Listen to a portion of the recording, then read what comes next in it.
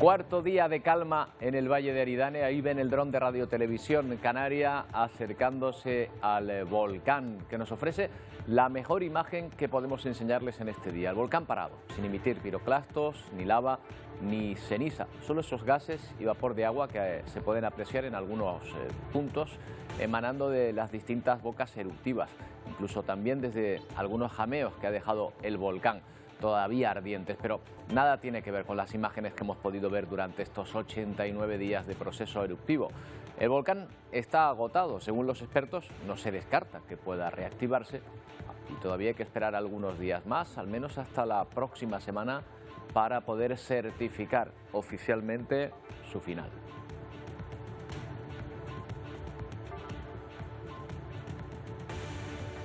¿Qué tal? Buenas tardes. La principal preocupación ahora se centra en las emisiones de dióxido de carbono, que están muy por encima de los valores medios. El protocolo establece 10 días prudenciales para dar por extinguida la erupción, pero los expertos creen que este parón es el definitivo.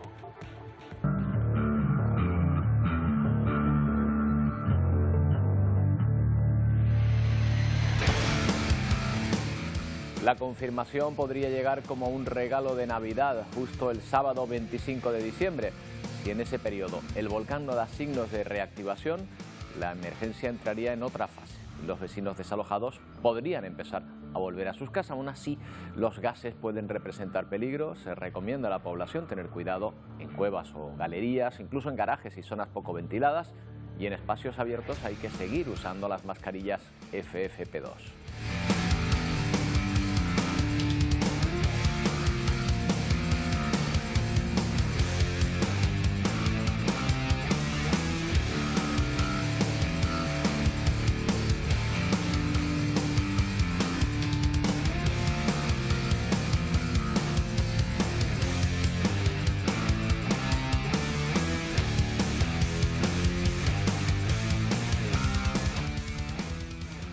Enseguida vamos a estar en La Palma en directo con afectados, también con la última hora sobre las viviendas que se están entregando a quienes lo han perdido todo. Pero el coronavirus continúa extendiéndose a toda velocidad. Canarias volvió a subir el listón de su récord histórico de contagios, con más de 1.400 personas diagnosticadas en solo 24 horas. Y una decisión instantánea. Las islas de Tenerife y Gran Canaria han subido, ya lo saben, al nivel 3 de alerta sanitaria. Así que nos espera una Navidad complicada y de nuevo con restricciones. Y otro problema recurrente que vuelve a cobrar protagonismo, el de los inmigrantes irregulares que se lanzan al mar rumbo a las islas. Desde ayer han sido rescatadas más de 400 personas. Esta mañana eran rescatados cerca de Gran Canaria 71 más en 2 embarcaciones. Se suman a las localizadas en El Hierro, Fuerteventura y Gran Canaria. En lo que vamos de año han llegado a Canarias cerca de 21.000 inmigrantes en patera, siendo una cifra altísima. Aún no llegan las enormes cifras de las llegadas del año pasado, pero se ha reducido solo un 4%. Bueno, vamos antes que nada con la última hora sobre el volcán en estado de letargo. Raúl Pérez del ICME, ¿qué tal? Buenas tardes. Hola, buenas tardes, ¿qué tal estáis? Bueno, Raúl, parece que hay que esperar 10 días, pero que si todo sigue así, a partir del tercer día no hay datos históricos de que se haya reactivado un volcán, ¿no? En la historia por lo menos documentada en La Palma y en Canarias. Eso es, la historia la verdad es que la tenemos de nuestro lado en ese aspecto. Hay que seguir monitorizando todos los pequeños cambios que pueda tener el volcán porque tenemos que estar muy atentos a si realmente estamos ya en una fase de apagado total, que sería lo deseable y lo esperable. En función del comportamiento de las fumarolas, vamos a analizar también un poco y seguir los terremotos que están ocurriendo, que han bajado muchísimo en magnitud. La energía que liberan es mucho menor. Y luego también si se produce algún tipo de deformación en el terreno. Pero la deformación tengo entendido que va a permanecer, es decir, de alguna manera estos procesos elevan la isla, ¿no? Es algo normal. Sí, lo que se produce es que se produce una deformación en la vertical que generalmente se puede mantener bastante. Es verdad que baja otra vez, pero no llega a recuperar la deformación que tenía, o sea, la altura que tenía originalmente, y se va a quedar un poco. Lo importante es ver que no siga subiendo. Raúl, los gases que se están detectando, si la erupción ha terminado, se ha detenido, ¿de dónde proceden? ¿De dónde salen esos gases? Bueno, son gases que están relacionados con el enfriamiento de lo que es la lava, de lo que es el pistón que justamente del dique que se está alimentando. No hay que olvidar que debajo seguimos teniendo magma. En este caso no está con la suficiente presión como para salir, pero todavía quedan gases en lo que sería el conducto, como si fuese una especie de cañería, que tienen que ir saliendo y que podemos ver que tanto en la cantidad que estamos detectando como en los lugares donde los estamos detectando no son tan elevados. Esto nos permite entender que no son gases asociados a una erupción o a un emplazamiento de un magma en profundidad con capacidad de entrar en erupción, sino más bien a etapas finales. Vaya, es como si se estuviese desgasificando el terreno. Todo el que ha acumulado el suelo tiene que salir, como si fuese una botella de cava, ¿no? Sí, correcto. Claro, la duda ahora, ¿se puede decir que el terreno, por ejemplo, es estable? ¿Que lo que es la morfología del volcán ya no cambia? ¿O suele haber después derrumbes, reajustes, hundimientos? No sé cómo se produce ahora esa situación. Ahora, lo bueno que tenemos es que una vez que el volcán ha dejado de emitir tantos gases, podemos hacer vuelos con los drones, lo que llamamos vuelos ortométricos o para hacer modelos digitales del terreno de alta precisión, que junto con expertos en estabilidad de edificios volcánicos, no olvidemos que el volcán ha crecido muy rápidamente, lo cual, desde el punto de vista de estabilidad, no es bueno, y que además ha sido material que se ha ido acumulando encima uno de otro en un proceso, digamos, bastante violento. ¿Todo ello qué hace? Pues que nos tenemos que juntar todos los organismos implicados en el estudio científico del volcán y analizar con todas las técnicas exactamente tanto la estabilidad del edificio como también la de las coladas de lava. Raúl, los que subimos al Teide de vez en cuando sabemos que hay fumarolas calientes que proceden del subsuelo, de azufre, que lo podemos notar, o en Timanfaya, bueno, todavía se asan pollos en Timanfaya con el calor del volcán. ¿Este modelo puede darse también en esta erupción? Es decir, ¿puede haber zonas de punto caliente que permanezcan calientes para muchísimos años o no? Más que para muchísimos años, en principio esto tendría que acabar. O sea, no suele ser habitual que se mantenga durante muchísimos años. Pero este volcán tampoco nos atrevemos a decir muchas cosas, porque como ha tenido una dinámica y un comportamiento tan particular, yo creo que vamos a tener que seguir vigilando estos puntos calientes, viendo cómo evolucionan tanto en temperatura como en emisión de gases. Y bueno, si realmente alguno se queda en el tiempo, sí que se podría perfectamente utilizar como reclamo turístico, ¿por qué no? Sí, no, si hubiese esa posibilidad, desde luego, supongo que la estarán estudiando, porque, Raúl, es verdad que volcanes como este, tan documentados desde el primer minuto, debe haber pocos. Es decir, que cualquier recorrido alrededor de este volcán, hemos visto cómo se ha formado, lo podemos asociar a imágenes, con lo cual el reclamo es mayor, ¿verdad? Sí, estamos hablando de que este es un volcán que por las características y el momento tecnológico en el que nos encontramos, digamos que se ha puesto toda la carne tecnológica se ha puesto en el asador.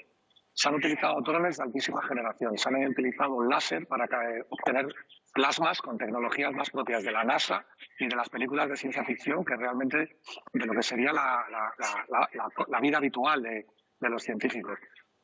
Se han monitorizado por gente de todos los países que trabajan en volcanes, han estado representados y han venido a este volcán para obtener datos, porque el comportamiento que ha tenido realmente ha sido único y yo creo que toda la sociedad científica internacional se ha volcado para estudiar lo que está pasando aquí en La Palma. Sí, la verdad es que sí, hay muchas ganas de volver, de ver lo que ha dejado detrás de sí el volcán, ahora que entramos en otra etapa de post-volcán, por así decirlo. Oye, Raúl, y esto ya cuestión personal, que te hemos visto ahí sobre el terreno mucho tiempo estudiándolo, ¿cuándo vas a poder volver a recorrer esos caminos del volcán nuevo? Bueno, yo estoy ahora mismo en La Palma, estoy justamente detrás de la subdelegación de gobierno, que estamos aquí ahora mismo, en este caso, con colegas de Involcán que nos hemos encontrado. Estamos haciendo una serie de consultas, pero llevamos ya toda la mañana aquí trabajando a pie de campo y probablemente luego volveré después de fin de año. Bueno, estupendo. Pues nada, pues a disfrutar de esa visita ahora en otra etapa que va a permitirnos un estudio distinto. Muchas gracias por habernos acompañado una vez más. Buenas tardes. Muchas gracias a vosotros por todo vuestro interés y la información que estáis ofreciendo a la gente. Bueno, pues más cosas sobre este volcán todavía sin nombre. Nos vamos hasta el barrio de San Borondón, en Tasacorte, para hablarles de la historia de Toni Santana. Su taller está a muy pocos metros del límite de la zona de exclusión y hoy está intentando retomar su actividad tantos días después. Javier Sánchez le acompaña. Cuéntanos, Javier, ¿cómo lo lleva? Buenos días, Roberto. Pues lo cierto es que Toni, en esta cerrajería del metal, lleva 2 meses trabajando bajo mínimos. Las circunstancias, evidentemente, con una cola de lava que comenzaba a superar la zona norte de la montaña de la Laguna, no solo obligó a la evacuación de esos barrios de Marina Alta, Marina Baja, La Condesa o San Borondón, sino que incluso la gente que quedaba muy al borde, pues en muchas ocasiones también tomaron la decisión de alejarse de ese punto. Incluso si había negocios, como es el caso del que tiene Tony Santana, pues también decidió alejarse de este lugar. Tony, ha sido una situación muy compleja porque además tú decidiste vaciar de al menos de aquellos elementos más complicados de mover de esta cerrajería para evitar que se perdiera tu medio de vida. Sí, nosotros, viendo el avance que venía por la laguna de la lava, nos decidimos adelantarnos un poco por si pasaba lo que no queríamos que pasara y bajara por Marina. Y quitamos pues las máquinas pesadas, sobre todo, que nos hacía falta maquinaria, tiempo y esfuerzo para retirarlas. Fue lo primero que sacamos y ahora estamos intentando reanudar y devolver todo a donde estaba. Han trabajado casi bajo mínimos, ¿no? Con lo justito, y además la situación te ha llevado a tomar ciertas decisiones en carácter laboral con la plantilla que tenía. Sí, estamos haciendo pues poco desde que empezó este problema del volcán. El 80 o 90% de nuestro trabajo se basa en la platanera, como casi toda la isla, y hemos perdido bastante clientela de momento. Esperemos que esto ahora se mueva un poco y la gente empiece a volver no a lo que tenía, porque es muy complicado así de entrada, pero que esto se empiece a mover un poquito y empiece a entrar la gente a encargar algún trabajo. Sí, pues lo cierto es que aquí los negocios, aunque no estén directamente relacionados con el mundo agrícola, indirectamente todo se relaciona en este tasacorte con el plátano, y ese ha sido el gran problema. Si el plátano no se podía acceder, pues por ejemplo este taller de cerrajería metálica, pues te ha afectado porque vemos aquí muchas horquetas, no se han podido mover de aquí dentro. No. Tenemos la suerte de que la lava directamente no se nos ha llevado nada, pero es verdad que ha disminuido mucho el trabajo, la petición de trabajo que teníamos antes del volcán. Y esta situación, si tú tuvieras que valorar o hacer un cálculo de cuánto has podido perder en este tiempo de volumen de trabajo, más o menos ¿a cuánto puede llegar? Pues no, la verdad que no me he sentado ni a pensarlo. Hemos estado tan pendientes de que el volcán no llegase y de amigos que han perdido todo, de ayudar también, primas tengo que han perdido la casa, tengo 2 primas que han perdido la casa, que no nos hemos sentado a valorar eso. Yo creo que dentro de poco, pues sí estaría bien sentarnos un rato y valorar un poco cuánto ha sido la pérdida, pero ya te digo, hemos estado al problema principal. Y ahora que este volcán parece que cesa su actividad, bueno, ¿qué sensación te deja? ¿Comienzan a recuperar poco a poco el ánimo en esta zona de Tazacorte? ¿Cómo te explicaría? Yo estoy más tranquilo, pero está uno como un poco triste todavía. Ya te digo, todas las mañanas cuando llego aquí al taller, en el bar aquí se junta mucha gente que hace la cola para pasar a los plátanos, porque tenemos el corte a 20 metros. Y hoy es todos los días lo mismo, problemas, no me dejan pasar, tengo los plátanos sin regar, se me está perdiendo la finca. Entonces, aunque tú quieras animarte y no sé, y coger un poco de tranquilidad, al final escuchando a la gente siempre estás un poco ahí en ese desasosiego general que hay por aquí, por el pueblo. Muchas gracias, Tony Santana. Él es cerrajero en esta cerrajería, de este taller de cerrajería del metal, y evidentemente pues lleva viviendo con dolor esta situación, tanto directamente porque tiene familias afectadas, como indirectamente porque gran parte de su trabajo depende del sector agrícola, que aquí a 20 metros pues ha visto muchos días en los que no se ha podido trabajar. Está muy cerca de la zona de exclusión, ¿verdad, Javier? A pocos metros, ¿no? Habíamos dicho. Sí, un paseíto de 20 metros, ahí está el corte de carretera y hay ya servicios de emergencia, y a partir de ahí ya no se puede trabajar. El problema es que su fuente de trabajo está ahí dentro, fundamentalmente, y ante la amenaza de la lava, pues evidentemente decidieron salir. Claro, antes estaba en un lugar estratégico y ahora ese lugar pierde valor porque ya no pueden pasar por ahí, se entiende perfectamente. Vamos a ver en todo caso si la situación poco a poco, por lo menos hay un nuevo principio ahora que se pueda hacer con el volcán ya. Ojalá que se confirme en estos días apagado. Gracias, Javier. Buenas tardes.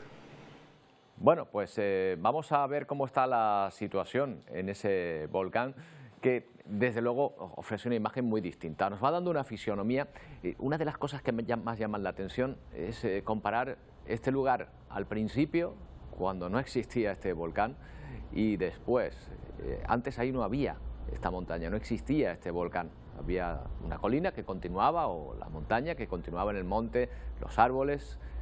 Cuando comenzó el 19 de septiembre se abrió el suelo y a partir de ahí empezó a salir lava, material magmático y acumularse toda esa cantidad de piroclastos, lava, toda esa mezcla que ha ido construyendo poco a poco el edificio volcánico, y de ahí ha continuado brotando lava, pero eso antes no estaba.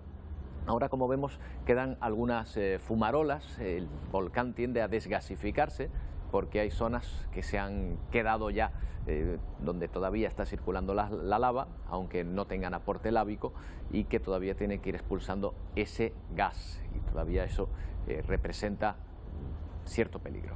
Volvemos dentro de un momento, no tardamos.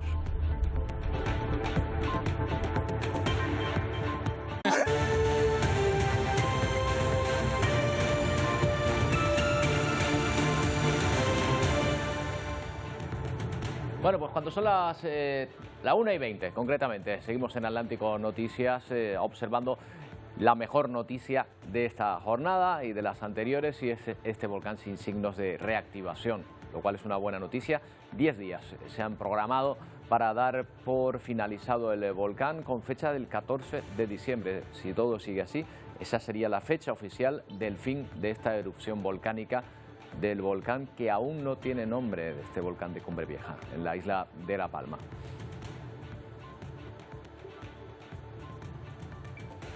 Bueno, y observamos también la dificultad en el trabajo de las personas que continúan tratando de llegar hasta sus fincas de plátano y tratando de salvar ese enorme muro que se ha situado en medio, entre la zona sur y la zona norte, dentro de esa parte del oeste de la isla. La afección sobre los cultivos es enorme, en primer lugar por la ceniza, siempre y cuando la lava no la haya alcanzado, y también porque muchas no se han podido regar. Ahí pueden ver cómo se ven las hojas secas de la platanera. Muchos agricultores han optado en esta y otras zonas por quitar la planta y tratar de salvar la hijería, pero estamos viendo que en plantaciones como esta el trabajo, por ejemplo, va a tener que ser mucho mayor, porque van a tener que reparar toda la tela de invernaderos hundidos por el peso de la ceniza, retirar todo ese material, tratar de plantar de nuevo, incluso en muchas ocasiones porque hasta la hijería se ha perdido, es decir, la próxima cosecha no existe. Entonces habrá que hacer un trabajo de reconstrucción completa en muchos puntos como ese, y donde vemos que la ceniza, el peso de la ceniza, que no es sino roca molida, poco a poco ha ido hundiendo toda esa zona de plataneras. Y ahí vemos también cómo se trabaja en algunas zonas donde la ceniza se acumula, incluso donde la lava ha llegado a destrozar parte de esas fincas. Creemos que esta zona concretamente pues está cerca de Puerto Naos, puede ser el Remo, la Bombilla, esa zona de plataneras al sur de ese muro de lava natural que se ha formado ahora mismo en esa zona de la isla.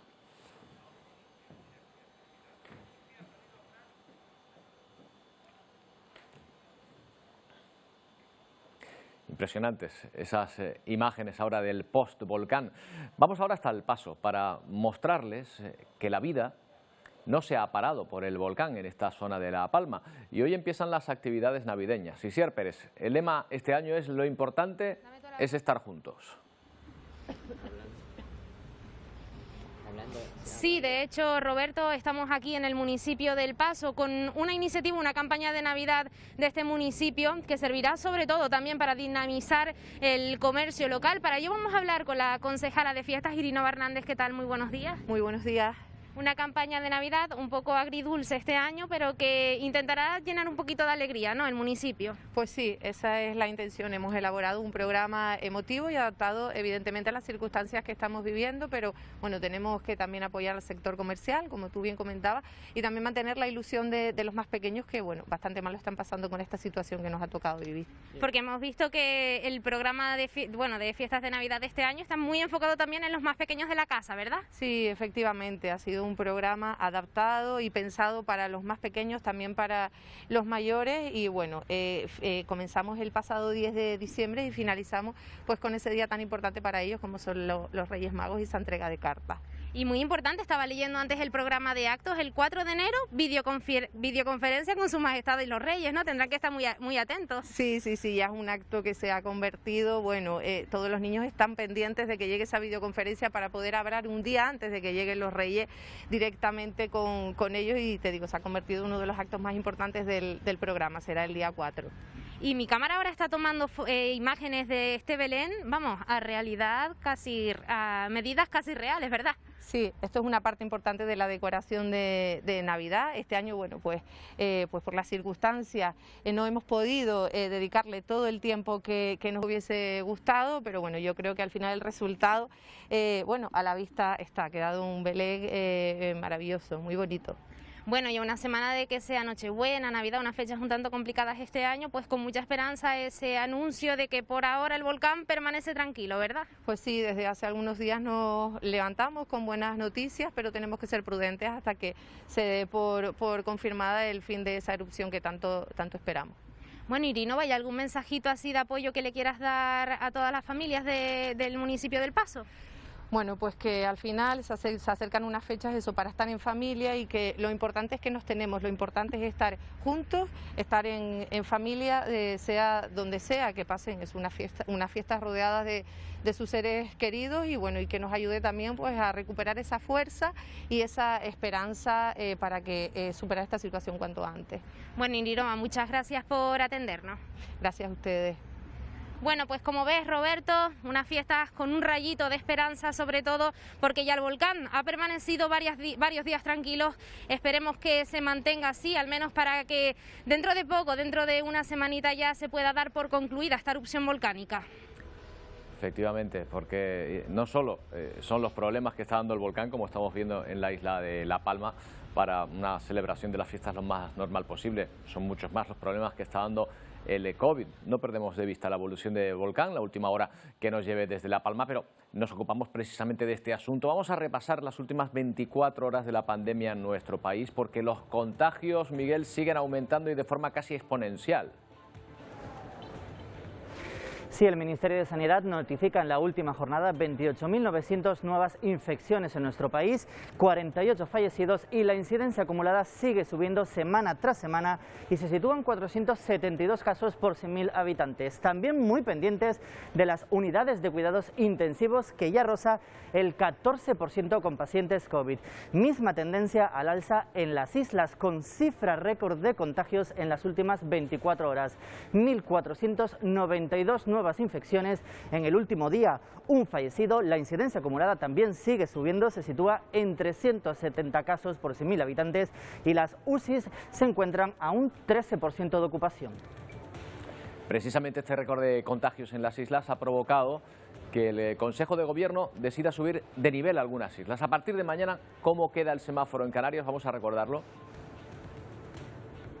Sí, en nivel 1 se encuentran La Gomera, El Hierro, Lanzarote y La Graciosa. Pasa a nivel 2 La Palma, y a nivel 3 pasa Gran Canaria, Tenerife, que se une hasta Fuerteventura. Pero ¿qué significan estos niveles? ¿En qué cambian el día a día de los ciudadanos a partir de mañana? Los que estén en nivel 1, las islas que estén en nivel 1 tendrán un aforo al aire libre del 100%, y en el interior un 75%. Todos los negocios por la noche tendrán que cerrar a las 4 y no se permitirá reuniones de más de 12 personas de no convivientes. En nivel 2, es decir, la isla de La Palma, tendrá un aforo del 75% en el interior, 50% en el interior. Se tendrá que cerrar todo el ocio a las 3 de la madrugada y no se podrá superar el 8 personas en grupos de personas no convivientes. Todas las islas que estén en nivel 3, es decir, Gran Canaria, Fuerteventura y Tenerife, tendrán un aforo al aire libre del 50%, en el interior de un 33%. El cierre nocturno se da a las 2 de la madrugada y los grupos no podrán superar las 6 personas. También en este nivel se recomienda que se aplacen todos los actos públicos, y aquellos eventos multitudinarios con todas las medidas de control no podrán superar las 1.000 personas. Bueno, esta es la situación en Canarias, pero Europa ya saben que vive una nueva ola de contagios que ha obligado a los gobiernos a reforzar las medidas de cara a la Navidad. Ayer reunión en el Parlamento Europeo para tratar, Miguel, la evolución de Omicron y adoptar más medidas si hace falta. Sí, aunque la Unión Europea no tiene competencias en materia de sanidad, centra todos sus esfuerzos en ese pasaporte COVID y en que tenga una vigencia de no más de 9 meses. Esta medida entraría en vigor el 1 de febrero. Por eso, la Unión Europea sigue exigiendo que se siga ampliando la campaña de vacunación y sobre todo en esa tercera dosis de refuerzo. Pero 9 países del continente europeo como Italia, Portugal, Grecia e incluso Reino Unido pedirán también prueba negativa para entrar en su territorio, además de ese pasaporte vacunal. Todo para frenar un incremento de contagios que sigue batiendo récord en muchos países como Reino Unido y Alemania en las últimas jornadas. Por cierto, la Agencia del Medicamento Europeo podría aprobar el próximo lunes una nueva vacuna para frenar este incremento de contagios. Reino Unido espera poder contar con otro antiviral para luchar contra la COVID-19. Según los primeros estudios, Molnupiravir redujo un 30% las muertes y los casos más graves. Este medicamento está siendo revisado por la agencia europea. Mientras, las infecciones en el país siguen aumentando y marcando récord, más de 87.000 en la última jornada. En cambio, el gobierno descarta endurecer las medidas. Nuestros científicos y nuestros asesores aseguran que estamos en una situación muy diferente desde donde estábamos el año pasado, como resultado del programa de vacunación. Le estamos diciendo a la gente que tengan cuidado con Omicron si quieren evitar el aislamiento durante la Navidad. Alemania, que ha conseguido frenar el aumento de infecciones, en 15 días los casos diarios han bajado una media de 15.000. Ahora se centra en intensificar la inmunización ante Omicron. Espera recibir 50 millones de dosis de Pfizer durante el primer trimestre de 2022. La estrategia del Gobierno y también de nuestro Ministerio es que intentaremos mantener la variante de Omicron lo más pequeña posible con una estrategia de vacunación de refuerzo rápido, muy ofensiva, para evitar una sobrecarga del sistema de salud.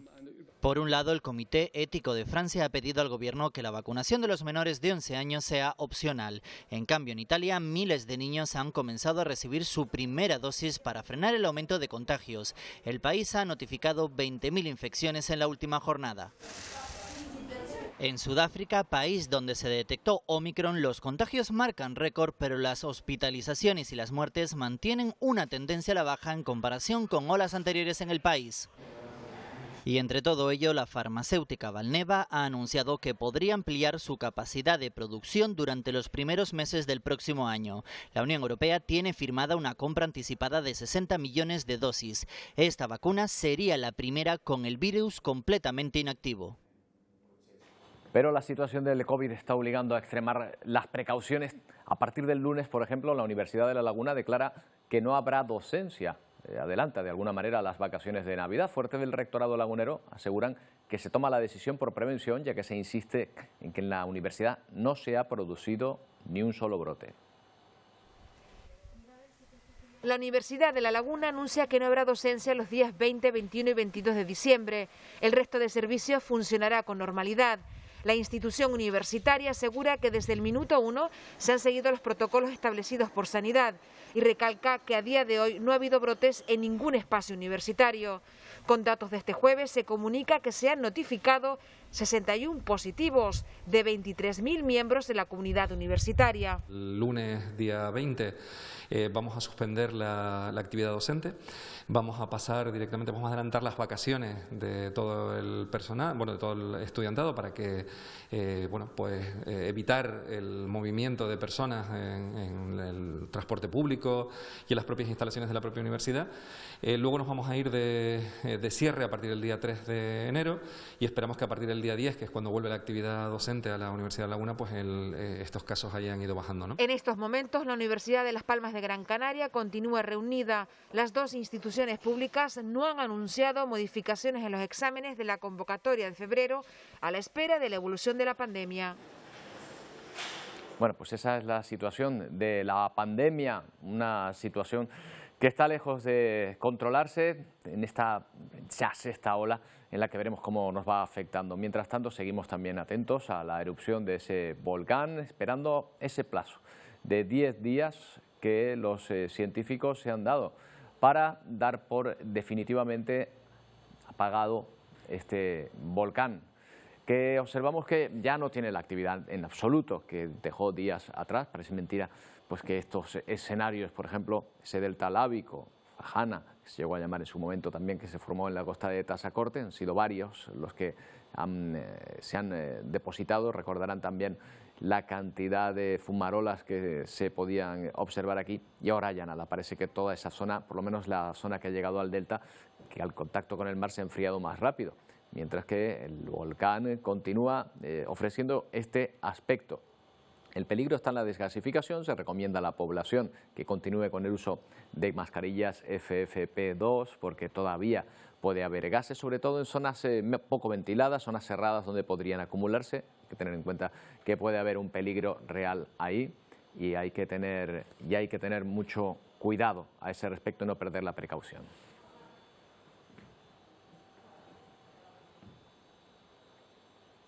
Bueno, volvemos a calcular un poco qué está ocurriendo con los contagios de COVID. Y cuando digo calcular, lo digo literalmente, porque el catedrático de la Universidad de Las Palmas de Gran Canaria, Luis Álvarez León, tiene un método capaz de calcular la estimación de contagios por COVID, con varios días de antelación. ¿Qué tal, Luis? Buenas tardes.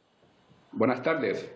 Bueno, muchas gracias por invitarme a participar en el programa. A usted por aceptar y estar aquí con nosotros. Cuéntenos, de forma que lo entendamos, porque ya se imaginará que aquí somos muchos de letras, ¿cómo hace esa estimación? ¿Cómo puede calcular la cantidad de contagios que están por venir? Sí, bueno, en primer lugar debo decir que yo soy matemático, no soy epidemiólogo, y por tanto, digamos, que todo mi análisis siempre va a ser desde el punto de vista matemático. Entonces nosotros lo que hacemos es calcular una cosa que se llama la tasa de reproducción, que nos indica pues cuántas personas contagia cada persona contagiada. Es decir, por ejemplo, una tasa de reproducción de 3 significa pues que cada persona que se contagia a su vez contagia a 3, ¿no? Entonces, ese valor va cambiando a lo largo del tiempo, pues justamente debido a las medidas de distanciamiento social, a las vacunas y todo ese tipo de cosas, ¿no? Entonces, hay un valor de referencia especial que es especialmente importante, que es la tasa de reproducción inicial, que es cuando el virus entra en una población que todavía no está contaminada, ni hay vacunas, y se propaga libremente sin que haya ninguna medida de control, ¿no? Eso es lo que se llama el R0, la tasa de reproducción inicial, ¿no? Entonces, lo que sucede es que, según nosotros imponemos medidas de distanciamiento social o bien la vacunación, pues lo que estamos haciendo es poner freno a esa tasa de reproducción y hacemos que vaya bajando, ¿no? De tal manera que nosotros lo que hacemos es estimar eso, pues digamos, un poco mejor que el método estándar para calcular esto en particular de la tasa de reproducción. Si se continúa ahora este contagio libremente, digamos, desbocado, el que estemos en nivel 3, es decir, que una persona contagie 3, quiere decir que cada día vamos a tener que multiplicar por 3 el número de contagios. ¿Así a bote pronto? No. No es cada día, porque claro, una persona tarda un tiempo en contaminar a otra. Por ejemplo, cuando una persona se contagia, los primeros 2 días es muy poco probable que contamine y tarda en general entre 4 y 5 días para alcanzar su máxima efectividad en contagiar, ¿no? Entonces, eso no significa que cada día se multiplique por 3, sino que esa persona va a contagiar a 3 desde el momento que se contagia hasta que él ya termina de poder contagiar, ¿no? Claro, ahora mismo con las estimaciones, los cálculos que están haciendo, en los próximos días, ¿qué datos le dan de contagio? Pues ahora en estos momentos estamos en una tasa de reproducción de 1.9, pero esto está un poco distorsionado por el hecho de que hemos tenido este salto brutal en el número de casos actualmente, en estos 2 últimos días. Pero digamos que hay que mantener un poco la calma, porque realmente este salto brutal que hemos visto se debe a varios factores, ¿no? El primero de ellos es un aumento de los contagios, de los contactos, mejor dicho, los contactos sociales. El segundo es que hemos tenido la semana pasada 2 días festivos y se observa que cuando en una semana hay varios días festivos, ahí el número de registros de casos disminuye y se produce un aumento en el registro de casos la semana siguiente, que es lo que ha pasado aquí en este caso, y además, por supuesto, el efecto que está produciendo la nueva variante, ¿no? Pero en estos momentos, estos 3 factores, es difícil de decir cuál es el que está afectando más, ¿no? Por otro lado, no hay que perder la perspectiva de que Canarias, con todo, sigue siendo dentro del contexto de las regiones cercanas, la que tiene un índice de contagios menor, ¿no? Por ejemplo, hay países como el Reino Unido, Francia o Alemania que tiene entre 2 y 3 veces la situación peor que la situación que tenemos nosotros ahora, ¿no? Con lo cual hay que mantener un poco la calma sobre lo que está pasando. ¿El hecho de estar vacunado es una variable que ustedes incluyen en sus previsiones? El hecho de estar vacunado no lo incluimos directamente, lo que pasa es que se refleja en los casos. Entonces, como se reflejan los casos, indirectamente sale en nuestro estudio, ¿no? Lo que sucede es que con la nueva variante esta que tenemos, lo que sucede es que los estudios preliminares indican que esta variante, por un lado, es más contagiosa y, por otro lado, digamos que el freno que supone la vacunación pues es menor que con la variante Delta, ¿no? Entonces, eso hace que la vacunación actúe peor a efectos de frenar la transmisión y que se transmita más. Pero parece ser, los estudios preliminares también indican que con la dosis de refuerzo de la vacuna aumenta la protección y eso puede hacer que la tasa de reproducción baje para esta variante, ¿no? Por último, Luis, ¿tienen ustedes el cálculo hecho de cuántos contagios podría haber de aquí a una semana, por ejemplo? Pues ahora yo creo que no vale la pena. De hecho, hace un par de días hice unos que ya se han quedado totalmente obsoletos. Ahora no vale la pena hacer predicciones porque estamos en un momento donde tienen que pasar varios días para que se normalice un poco la situación y veamos exactamente en cómo estamos jugando. Es decir, que yo le puedo dar ahora una estimación que será probablemente disparatada porque en estos momentos, con estos 2 días de cambios brutales y estos efectos que le digo, eso tiene que normalizarse un poco para que el modelo pueda dar una cosa coherente, ¿no? Claro. Bueno, pues esperemos que ese modelo le vaya dando cifras, digamos, con mayor estabilidad que las que estamos alcanzando últimamente. Señor Álvarez, muchas gracias por habernos acompañado esta tarde. Muchas gracias a ustedes.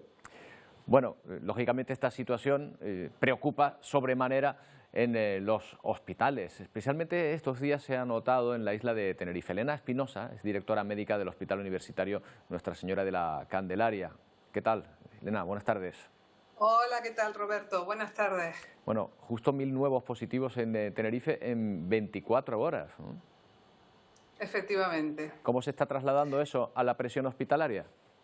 Pues mira, estamos preocupados, no te puedo decir otra cosa. Ahora mismo todavía digamos que estamos trabajando relativamente bien. Tenemos algo más de 80 pacientes ingresados, COVID me refiero, por supuesto, y en la UBI tenemos 13 pacientes. Si lo comparamos, por ejemplo, con la ola que tuvimos en agosto, con la 5ª ola, en agosto llegamos a tener 250 pacientes ingresados y casi 60 en la UBI. Con esto te quiero decir que evidentemente se está notando mucho la presión, pero que todavía tenemos margen de maniobra. Por otro lado, también quiero transmitir la preocupación porque no se contagian solo la gente, digamos, de la calle, se contagian también los profesionales. Claro. Y estamos viendo un incremento muy importante de contagios entre los profesionales. Y eso sí que nos preocupa mucho. ¿Esos profesionales, tienen ustedes datos sobre si se recontagian, o sea, si se han contagiado anteriormente y vuelven a contagiarse de nuevo? Porque me imagino que en el entorno en que ustedes trabajan es sencillo que se hayan contagiado ya incluso anteriormente. Sí, pero en particular estos, digamos que la mayor parte se han contagiado por primera vez. Tenemos efectivamente algún caso que se ha recontagiado, pero digamos que aproximadamente el 70% son profesionales que se contagian por primera vez. Elena, la impresión que nos da es que en otras ocasiones la presión, digamos, o el número de contagios ha sido menor y la presión mayor. Es decir, que aunque estemos viendo que se está viendo un número de contagios importante, la vacunación de alguna manera está restando gravedad a muchos contagios y presiona su servicio. ¿Esto es así? ¿Esta percepción es cierta? Sin duda, sin duda. Y además lo vemos sobre todo en las camas de críticos. En otras ocasiones en otras olas anteriores, con este número de positivos y con este número de ingresos teníamos mayor número de pacientes en críticos. En cambio, en este momento estamos viendo que efectivamente los pacientes están menos graves, sobre todo aquellos que están vacunados. Y aquellos que se infectan y llegan a ingresar estando vacunados generalmente son pacientes con una patología asociada muy importante. Es decir, pacientes que ya, digamos, son enfermos crónicos. Entonces, sí, creo que es importante transmitirle a la población que la vacuna de alguna manera nos está protegiendo de padecer una enfermedad grave. Claro, porque muchas personas ahora dicen, pero bueno, si con la vacuna, a lo mejor por un exceso de expectativas, se suponía que se iba a terminar con esta situación y ahora volvemos. Pero claro, viendo este mapa que usted nos está mostrando, ya vemos que la vacunación ha servido de muchísimo, por lo pronto para salvar la vida a muchísimas personas. Pero, por supuesto, o sea, que no le quepa ninguna duda a la población. O sea, tengan en cuenta que estamos viendo a día de hoy un número de positivos que no habíamos vivido hasta ahora en Canarias y que aún así, como le digo, aunque la situación es preocupante y la gente tiene que seguir teniendo mucha prudencia y mucha precaución, estamos viendo menos enfermedades graves y eso es muy importante. Entonces, animo a la población que todavía no se haya vacunado, por favor, vacúnense, que la vacuna funciona. Claro, y después está la presión, no sé si la expresión es adecuada, laboral. Es decir, el personal del hospital, en este caso en el que usted es responsable, pues también tiene sus días libres, se acercan unas fechas también importantes. No sé si la situación, la presión, el número de contagios les ha obligado a variar las previsiones que tenían en torno a personal para estas fechas. Sí, te entiendo. Vamos a ver, hasta este momento no. O sea, hasta este momento la previsión de los días libres del personal, de las vacaciones a las que tienen derecho, se ha mantenido. Y nuestra intención en este momento es mantenerla. Pero claro, va a depender un poco de la evolución de la pandemia, lógicamente, y sobre todo, como ya te decía antes, estamos viendo mucho personal que está siendo positivo. Claro. Y eso hace que este personal se va a sumar a las vacaciones. Entonces, hasta el momento no vamos a suspender vacaciones, pero claro, el escenario, como tú bien sabes, es cambiante, cambia día a día y esto hay que reevaluarlo todos los días. Elena, el personal que ahora mismo pues, puede verse también contagiado, que está dando positivo, ¿han detectado si el brote es hospitalario, es decir, si se contagian en su lugar de trabajo o en su tiempo libre como la mayoría de las personas? Tenemos un poco de todo, pero la mayor parte es fuera del hospital. Claro. Bueno, pues esperemos que no haya más problemas porque eso aumentaría la presión todavía a la que se verían sometidos, pero me alegra, y sin querer quitarle alarma ni que nadie baje la guardia, pero me alegra saber que el número de casos, que la presión no es equivalente a la que tenían, por ejemplo, el año pasado. Vamos a ver, ni siquiera es equivalente a la que teníamos en agosto, pero también sabemos que estamos en la porción ascendente de la curva. O sea, no sé si la semana que viene te podré decir lo mismo. Claro. Ahora mismo estamos todavía trabajando con un margen amplio de seguridad. Estamos preparando el hospital para lo que pueda venir, pero por favor, yo tengo que pedirle a la población mucha prudencia y mucha precaución porque esto puede cambiar. Efectivamente. Bueno, pues la semana que viene hablaremos, si le parece, para ver si la situación se mantiene estable, ojalá, que es lo que esperamos. Ojalá. Ojalá, Roberto. Mire, ojalá tengamos unas Navidades tranquilas. Aquí estamos cruzando los dedos. Elena, muchas gracias por atendernos. Gracias a ti. Buenas tardes. Bueno, pues vamos a volver a La Palma, porque comienza poco a poco a darse respuesta a la emergencia habitacional en la isla para aquellas personas afectadas por la erupción, los que perdieron principalmente su vivienda. Iciar Pérez, en Tazacorte hoy, de hecho, hacen entrega de llaves y contratos a algunas familias. Sí, de hecho nos encontramos en los exteriores de la Casa de la Cultura de Tazacorte en esa entrega de llaves a las familias damnificadas por esta erupción de La Palma. Para ello vamos a preguntarle, cómo no, al consejero de Visocan, Miguel Ángel Pulido. ¿Qué tal? Muy buenos días, gracias por atendernos. Buenos días. Bueno, se empieza a dar un poco respuesta, ¿no?, a esa emergencia habitacional aquí en la isla. Efectivamente, ya habíamos entregado algunas viviendas que Visocan había adquirido y hoy empieza la entrega de las 46 viviendas que también compró Visocan en este municipio con una inversión cercana a los 5 millones de euros y bueno, nos va a permitir realojar en las próximas semanas, es decir, en las Navidades.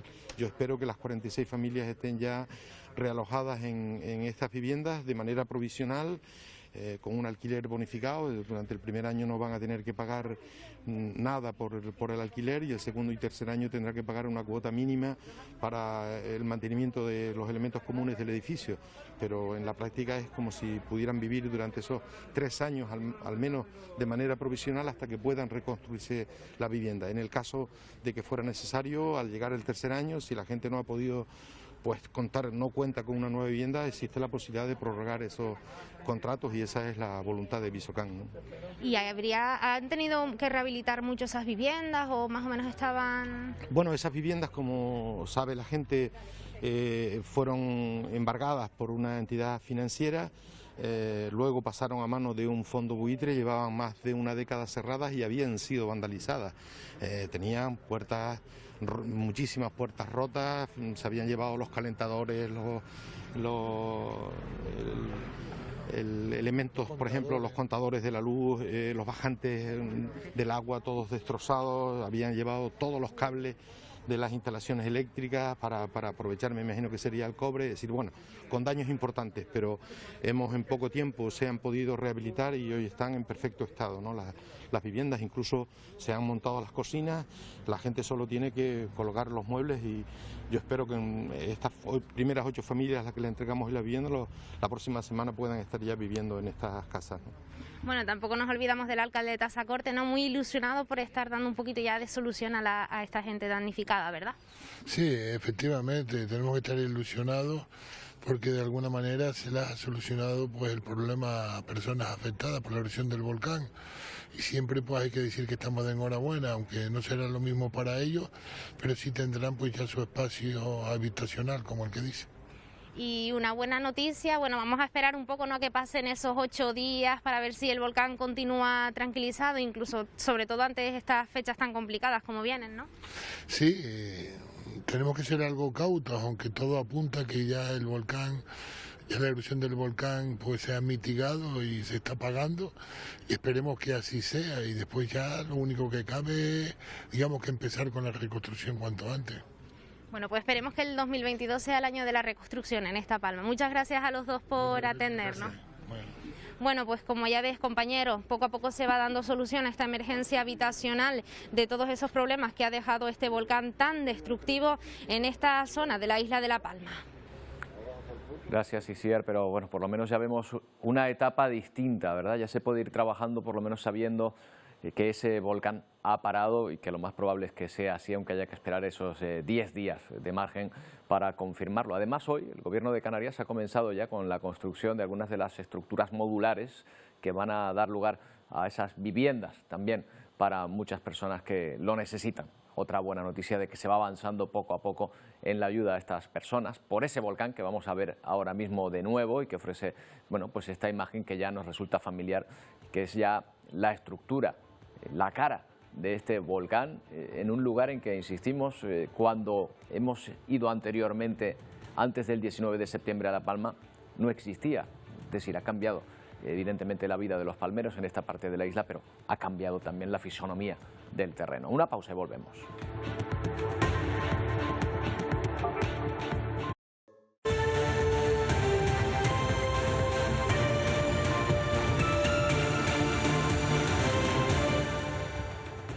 Dos minutos para las 2 de la tarde, seguimos en Atlántico Noticias, sobrevolando la parte de la erupción en que podemos ver ahora con total nitidez una vez el volcán de La Palma ha cesado su actividad. Estamos a punto de confirmar en estos días el cese de la erupción, decimos confirmar oficialmente porque todos los signos demuestran por el momento de que esa erupción ha parado ya. Quedan todavía esas fumarolas, esa desgasificación que será necesaria y también pues todas las actuaciones que habrá que llevar a cabo para tratar de ayudar a las personas damnificadas y que la vida de todas ellas pueda volver a acercarse lo máximo posible a lo que era antes del 19 de septiembre cuando comenzó esta erupción.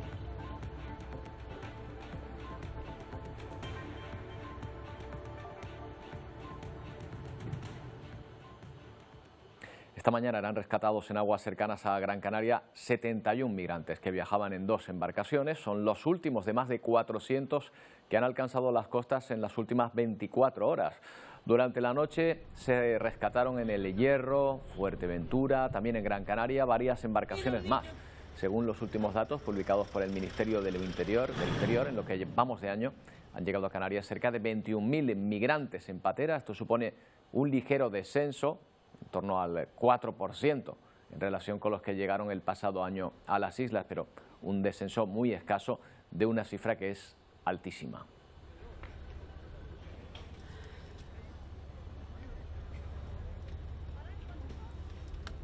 Que representa todo un drama también para estas personas porque ponen en riesgo su vida. De hecho, muchas de ellas no llegan a tierra para contarlo. Pepe Naranjo, ¿qué tal? Buenas tardes.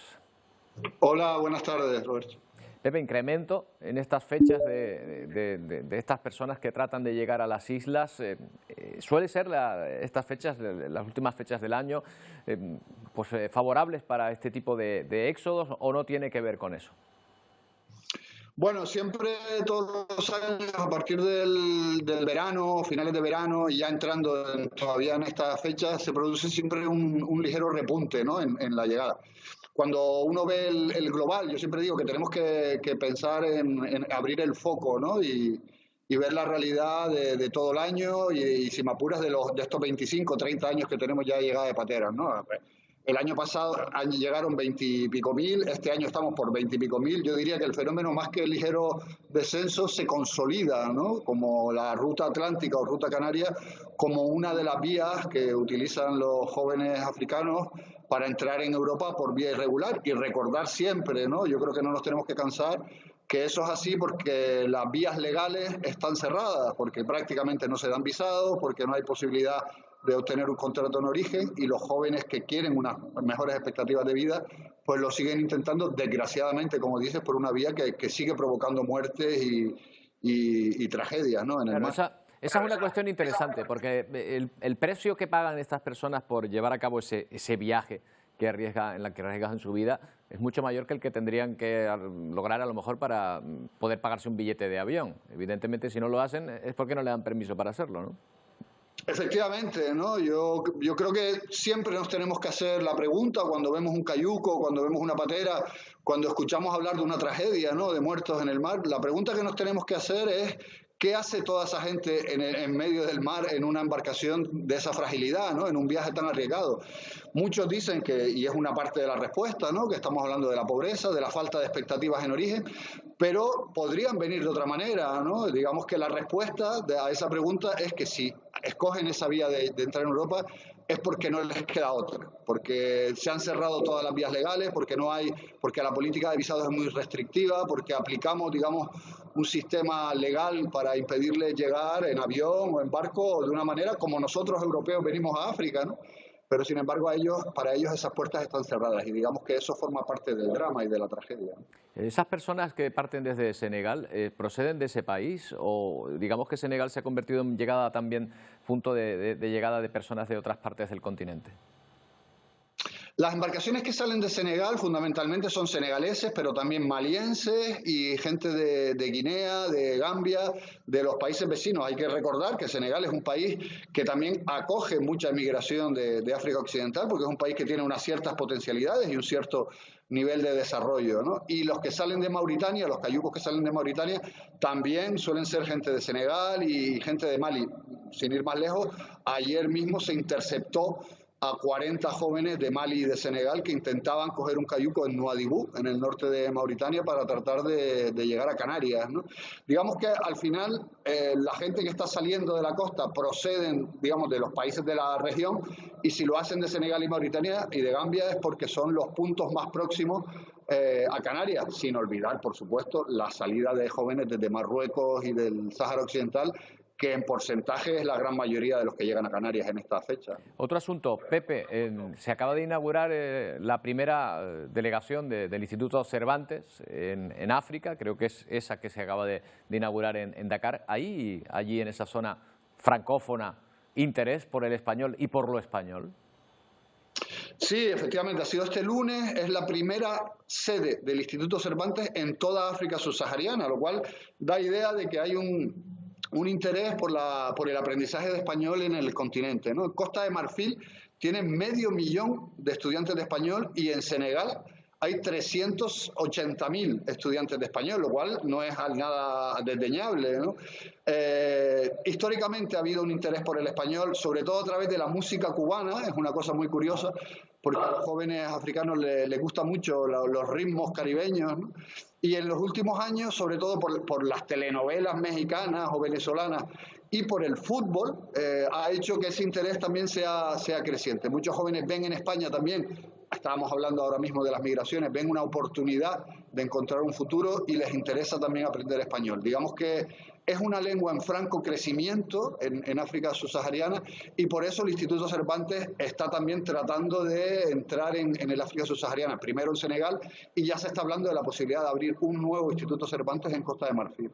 Hombre, lo de la música cubana no me extraña, pero las telenovelas como instrumento de acercamiento cultural, la verdad que me llama la atención, ¿no? Son muy famosas ahí, son muy seguidas, entonces. Son muy seguidas, muy seguidas. Además, es curioso porque los actores en ocasiones se doblan, pero en otras se subtitulan, ¿no? Entonces les escuchas hablar en español y los subtitulan en francés. Entonces es una manera también de familiarizar el oído, digamos, y de aprender español, ¿no? Son fenómenos culturales muy llamativos y muy curiosos que hacen que también la lengua española, no pensar solo en el español de España, sino en el español de Latinoamérica, como también llega, ¿no? al continente africano y hace que el español al final vaya creciendo. Y eso es muy interesante, ¿no? Porque da muchas oportunidades de intercambio cultural también. Oye, y también hay interés por la literatura de ellos, porque, bueno, desde que el último premio Nobel, que es africano, bueno, que es tan sano, ha sido proclamado, a lo mejor, no lo sé, nos preguntamos si se lee literatura africana, si ellos se leen a sí mismos en ese continente o no, o también vienen a recoger las influencias de otras partes. Se lee también la literatura africana. Desgraciadamente no hay un gran mercado para la literatura africana en general, salvo en algunos países como Nigeria, como Ghana o como Kenia. Los países, curiosamente, anglófonos son o Sudáfrica, los grandes mercados de la literatura continental. Pero también hay hueco y cada vez más para la literatura africana, y además hay una literatura africana emergente en las lenguas locales también. Por ejemplo, en Wolof, con Boubacar Bori Diop, o en otras lenguas, el Kikuyu, el Swahili, etcétera, que son todavía muy tímidas y que tienen que crecer mucho más, pero también está habiendo cada vez más un mercado en las lenguas nacionales, y eso también es muy interesante porque va a permitir que se fijen y se conserven esas lenguas que tienen un gran futuro y que son también un importante patrimonio cultural, ¿no? Bueno, porque me imagino, eso nos lo puedes contar tú como curiosidad, que para hablar idiomas no tendrán problema, porque la mayoría de ellos hablan el local o el de su tribu materna, el de la zona donde se encuentran, pero también, digamos, pues el francés, el inglés o en este caso el español, el que le toque. O sea, que tienen que hablar varios idiomas para entenderse, ¿no? Claro, tú piensas que en la mayoría de los países del África subsahariana ellos van a la escuela en un idioma que no es el suyo, que puede ser el inglés, el francés, como dices, o el portugués, incluso en los países lusófonos, ¿no? Pero además tienen su lengua materna y además conviven en la mayoría de los países numerosas etnias, con lo cual aprenden normalmente 2, 3, es muy normal ver a jóvenes africanos que hablan 2, 3, 4 lenguas y además el francés, el inglés o el portugués o incluso el español, ¿no? Con lo cual tienen una enorme facilidad para el aprendizaje de lengua y eso es un enorme potencial para ellos, ¿no? Para poder desplazarse luego por el continente, trabajar, encontrar un futuro, ¿no? Bueno, este Instituto Cervantes, esta sede que acaba de abrir allí en ese lugar, en Dakar concretamente, ¿crees que va a ser una punta de lanza importante para que lo español cale ahí en este lugar? Sin duda, ¿no? Yo creo que sobre todo para organizar cursos de aprendizaje de español para estudiantes jóvenes y también para adultos y para la promoción cultural de la lengua española. No hay que olvidar que el Instituto Cervantes, allí donde opera, también hay conciertos, hay cine, hay conferencias, talleres de todo tipo, promoción de la lengua, ¿no? Y yo creo que el Instituto Cervantes, digamos que lo que pretende es ser un escaparate también de la cultura española, pero a la vez también, ¿por qué no?, promocionar las culturas locales, que también el público español pueda acceder a la promoción, a esas manifestaciones culturales, ¿por qué no?, en Wolof o incluso en francés, ¿no?, que se hagan en los lugares de origen. Al final se trata de facilitar el intercambio y el conocimiento mutuo, como dijo Luis García Montero, director del Instituto Cervantes, que estuvo en Dakar el lunes acompañando a la reina en la inauguración de esta nueva sede, promocionar también el encuentro, ¿no?, de las distintas culturas y el intercambio. Pues que así sea. Pepe, muchas gracias por habernos acompañado una tarde más. Buenas tardes. Hasta el próximo viernes. Bueno, pues así está la situación, la crónica de Dakar con esa sede del Instituto Cervantes, la primera en el África subsahariana que se ha abierto esta semana. Bueno, vamos a hablar con Marco Rodríguez, es presidente de la asociación Entre Mares. Esta asociación está desarrollando estos días en Fuerteventura una jornada sobre migración previas a la celebración del Día Internacional del Migrante. Bueno, y de hecho ha tenido lugar una concentración en la isla donde siguen llegando estas personas en patera para solicitar un trato digno a estas personas. Marco, ¿qué tal? Buenas tardes. Hola, buenas tardes. Bueno, ¿qué es lo que han pedido ustedes? ¿En qué creen que se puede avanzar más en el trato a estas personas? Cuénteme. Bueno, ahora mismo consideramos que lo más urgente, realmente urgente, es adoptar medidas de cambio de política, sobre todo en los acuerdos de la Unión Europea, para intentar dar cumplimiento al Pacto Internacional de las Migraciones de abrir vías seguras y legales para la llegada de las personas. Lo digo porque en lo que hoy hemos centrado nuestro discurso, nuestro relato en la concentración, es en destacar las 2.000 muertes que se han producido este año 2021 en la ruta canaria, que se ha convertido en la ruta más peligrosa, ¿no? Ya no se trata solo de qué trato se le da a las personas que llegan. Tenemos un gravísimo problema con el asunto de los que no llegan.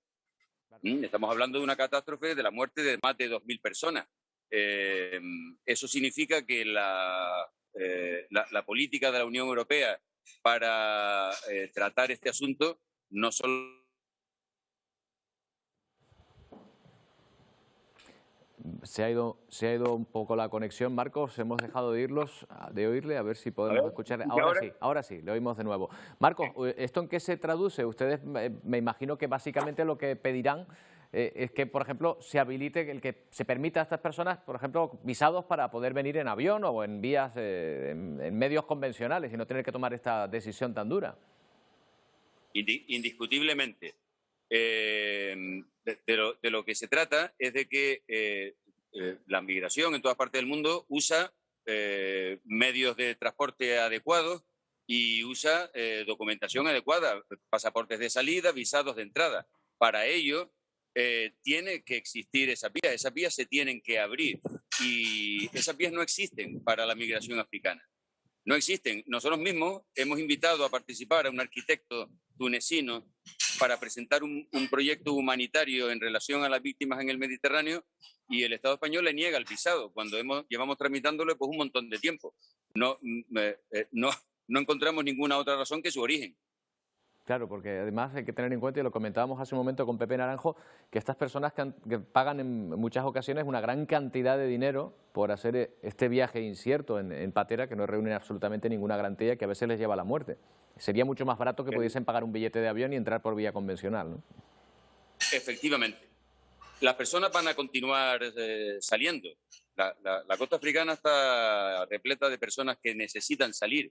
Europa no hace más que repetir cuál es su problema poblacional. Necesitamos millones de trabajadores para el futuro. Sin embargo, no se habilitan estas rutas seguras. Pero es que España y el resto de países de la Unión Europea tienen firmado el Pacto Internacional de las Migraciones en el que se comprometen a abrir rutas seguras. Este es el paso que la Unión Europea tiene que decidir. Quizá, Marcos, el problema o el miedo que pueda existir es que este tipo de medidas, digamos que fomente la llegada de personas y que de alguna manera el problema en ese sentido sea mayor. Hola. Bueno, estamos teniendo problemas con esta conexión.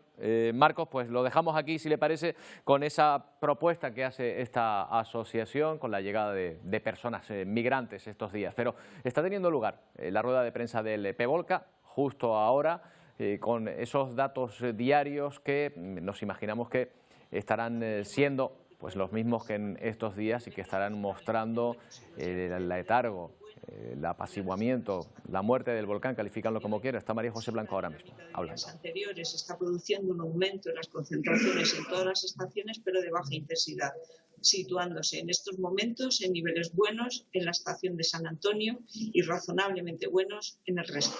Y se invita a los ciudadanos a que consulten el índice de calidad del aire en la página del Gobierno de Canarias. Eso es todo. Muchas gracias. María José, vamos entonces a continuar con el relato del comité de dirección. Vuelvo a pedir a la ciudadanía que controlen absolutamente dentro de sus posibilidades el riesgo de contagio por COVID-19. Estamos viendo que están aumentando los casos y, en consecuencia, en La Palma debemos poner un plus en este aspecto y bueno, pues vuelvo a incidir en esta responsabilidad de todos nosotros como ciudadanos y en ese civismo que se ha venido demostrando en la isla.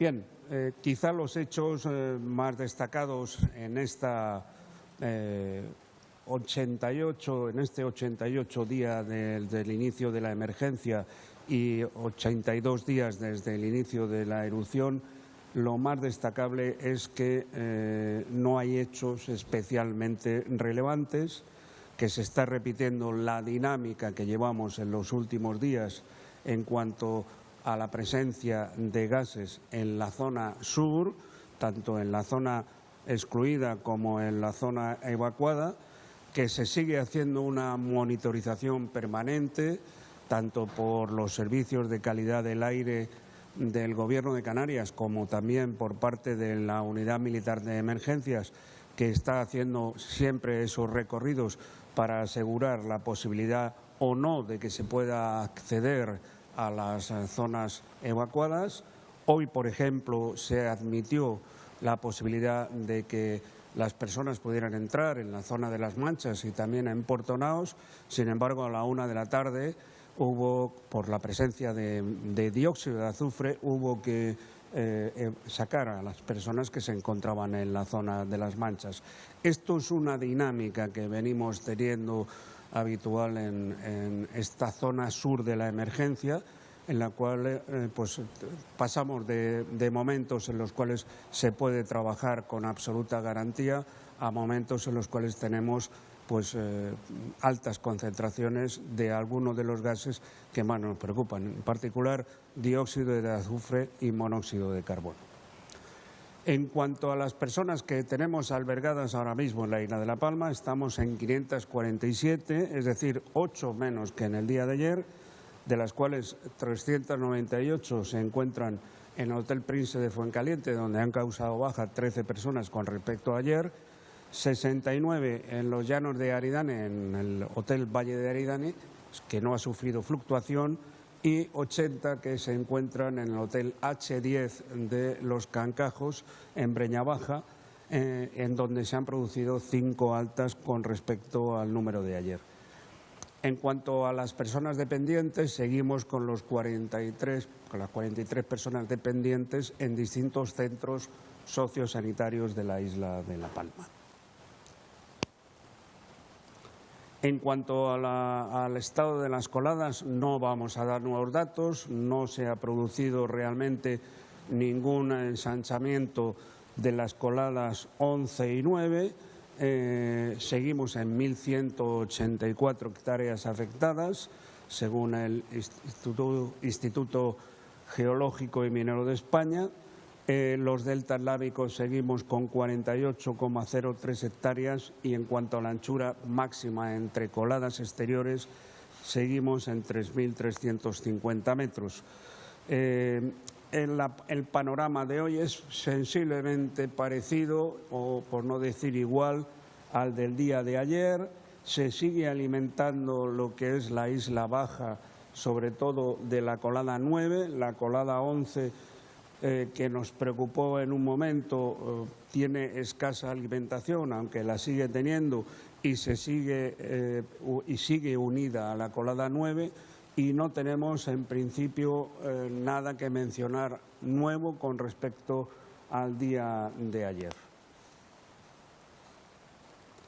No tenemos, como es lógico y consecuencia de lo que acabamos de hablar, de que las coladas continúan en la situación del día de ayer, no tenemos nuevos datos ni de Catastro ni de Copernicus referidos a nuevos daños en la zona de la emergencia.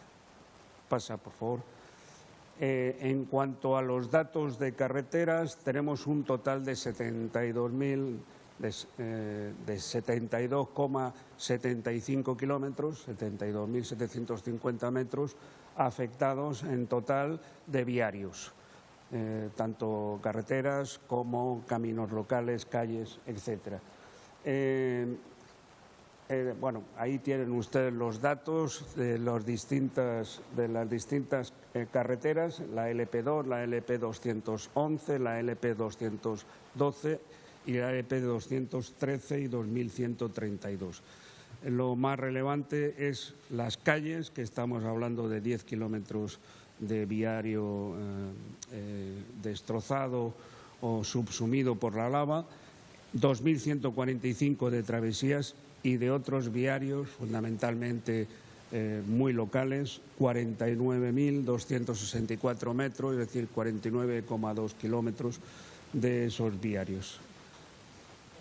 Y esto es todo. Estamos abiertos a sus preguntas.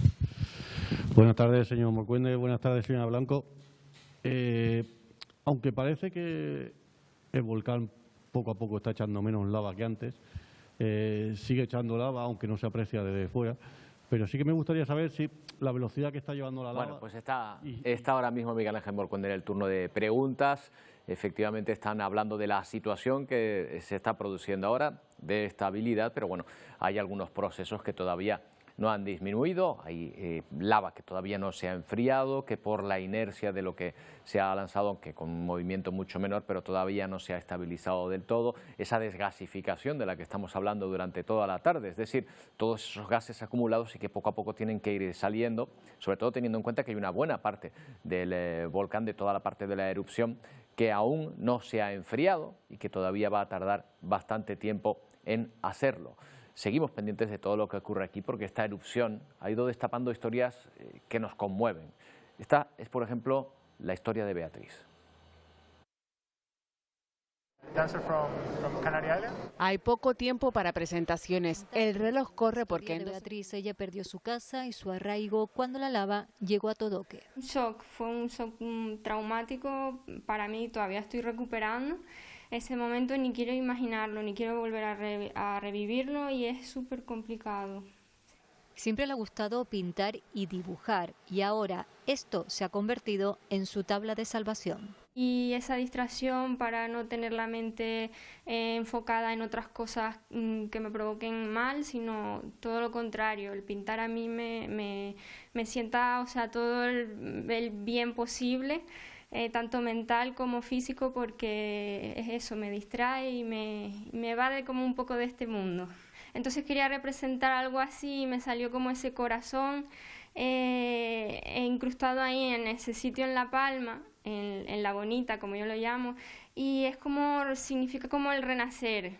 Un renacer que Beatriz está consiguiendo poco a poco pintando estas talegas donde ese corazón no para de latir.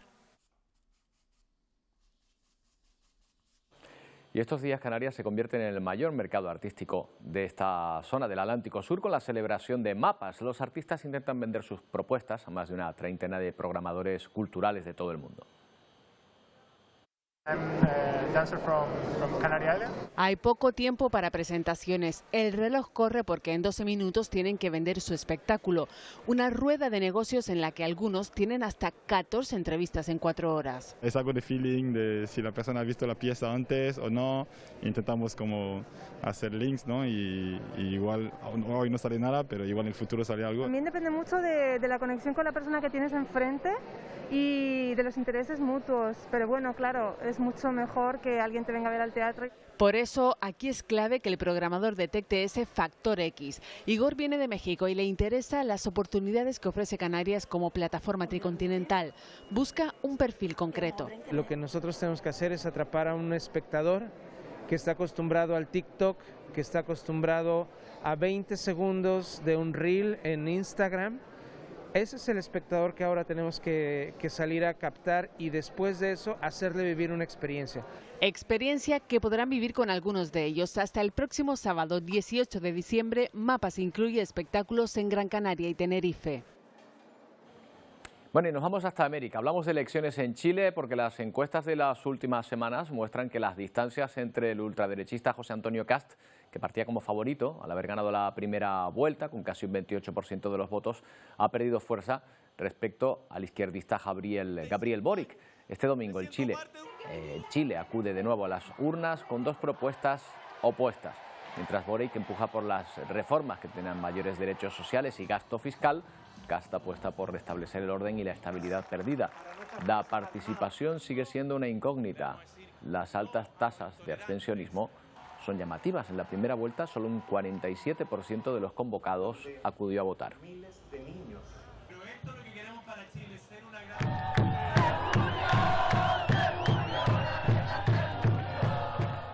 Bueno, se murió.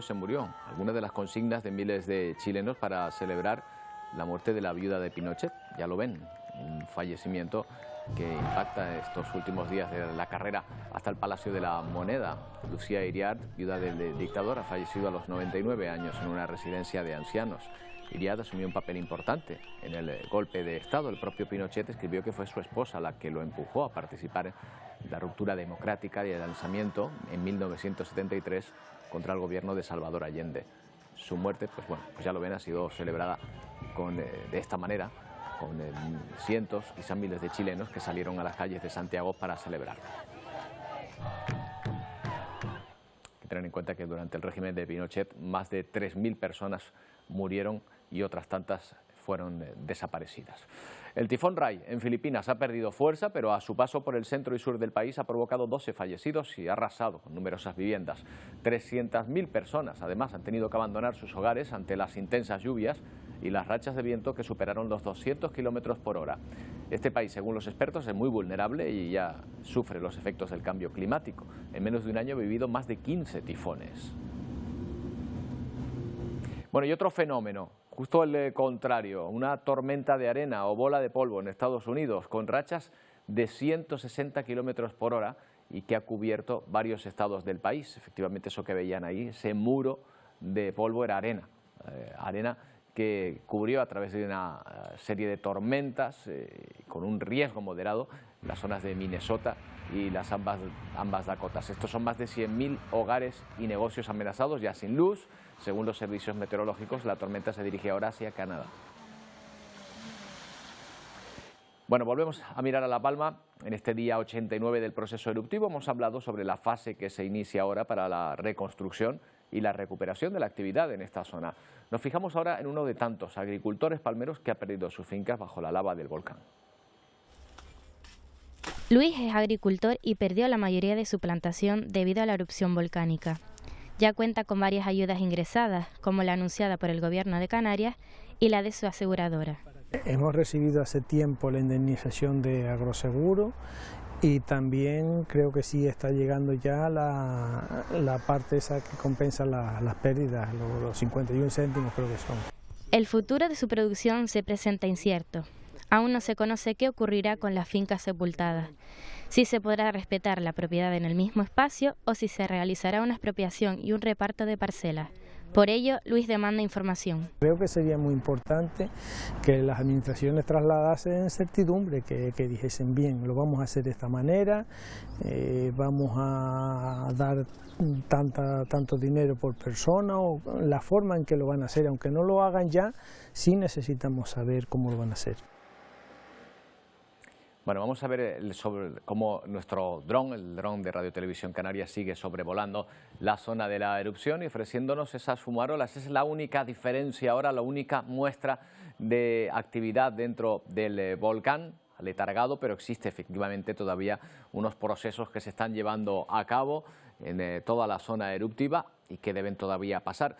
No obstante, se dará por extinguido desde el pasado 14 de diciembre, en el momento en que se cumplan esos 10 días que se han puesto como plazo prudencial los expertos para comprobar que no se reactiva de ninguna manera las constantes de este volcán de Cumbre Vieja, que podemos observar ahí incluso ese color verde del azufre que con la humedad parece brotar en esa montaña de la que tanto hemos tenido que hablar en estos meses.